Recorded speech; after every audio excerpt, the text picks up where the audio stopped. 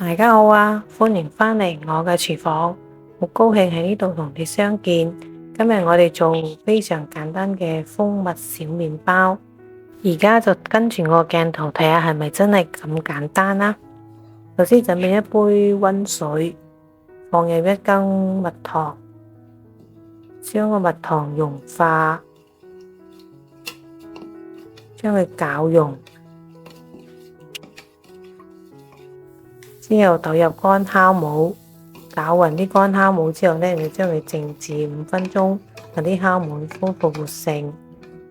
呢個時間呢，我哋就準備一啲麵粉啦。呢個係中筋麵粉，你都可以用高筋麵粉就更加好啦。放入啲鹽，具體嘅用量可以點開標題下方嘅說明區查看咯。鹽嘅作用呢，可以使啲麵團呢產生更好嘅麵筋。咁5分鐘之後呢，啲酵母已經恢復活性啦，產生一層嘅泡沫。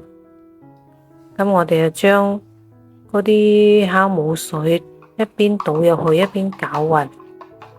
如果你覺得我嘅影片都唔錯，請點讚、訂閱、分享我頻道，並撳埋個鐘仔啦。你嘅鼓勵同支持係我繼續嘅動力，多謝晒。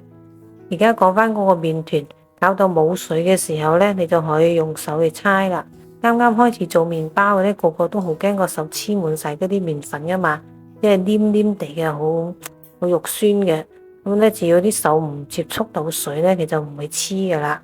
好似咁，搓到冇睇唔到乾麵粉啦，就冚蓋等佢鬆弛20分鐘。20分鐘之後，我哋再返嚟，啲麵團已經鬆弛咗，比之前更加柔軟，就倒入啲植物油或者可以溶化嘅黃油都得。咁將佢揉搓啲麵團，目的係使到嗰啲麵團吸收嗰啲油分啫。你點咩手法搓，其實都冇咩所謂嘅。搓到睇唔到油啦，就將嗰個麵團捲成圓形，麵團亦都變得好光滑啦，變成圓形。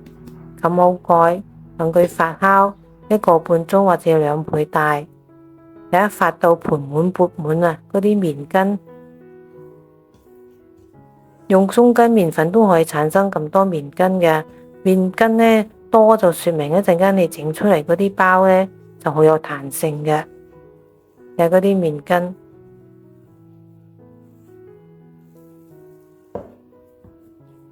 咁放喺個砧板度，將佢排氣，再將佢碌成長條。咁就可以平均分成嘅份量係一樣啦，分成8份，每份都係收好向下，將個手掌弓起身，就將佢搓勻搓圓，放喺個烤盤嗰度。全部整好之後呢，就冚上個布，令佢進行2次發酵。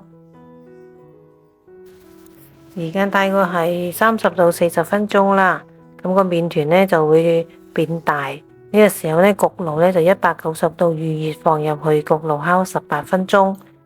因為嗰啲麵團呢係加咗嗰啲蜂蜜嘅緣故啦，咁焗之前呢就唔使搽蛋液嘅呢啲嘅，焗出嚟呢，佢個麵包表面都會焦黃色嘅。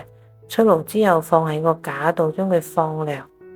想要表面光澤好睇嘅呢，你就喺上面搽啲牛油喺上面，佢呢就會靈靈地嘅，出去買嘅咁樣子噶啦。麵包鬆軟，彈性又好，表面嘅微微焦黃，內部呢柔軟細緻，而且仲有帶有天然嘅蜂蜜嘅香味，既簡單又美味，適合作為早餐同家人一齊食用噶。你都試下啦！如果你覺得我嘅影片都唔錯，請點讚、訂閱、分享我頻道，並撳埋個鐘仔啦！感謝觀看，我哋下次見，拜拜。